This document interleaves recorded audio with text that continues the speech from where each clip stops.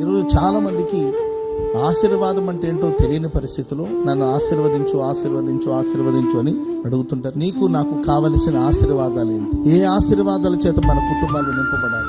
ప్రపంచమంతా ఈరోజు ఆశీర్వాదం పొందాలని పరుగులు తీస్తున్నారు. ఆశీర్వాదానికి మార్గాలు చెప్పే చోట పరుగులు తీస్తా ఉన్నారు. పలానా చోటకి ఆశీర్వదించబడతారంటే నడిచేనే వెళతారు. కాళ్ళకు చెప్పులు లేకుండా నడిచేవాళ్ళు ఉన్నారు.